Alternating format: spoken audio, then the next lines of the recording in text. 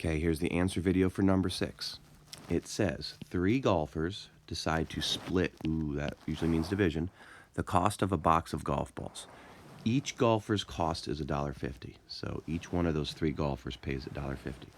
Write and solve an equation to find the price of the box. Okay, so I'm going to use B for box. Doesn't matter what you use. So let me draw my bar diagram.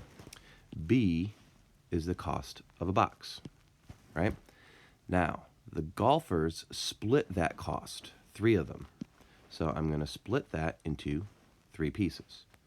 And each golfer pays $1.50. So if you can think of each one of these sections as $1.50. So what did I just do? I took the B, which is the cost of a box, and I split it 3 ways. And each one of those 3 ways was $1.50. So I have B divided by 3 is $1.50. Now to solve it, I'm going to multiply each side by 3.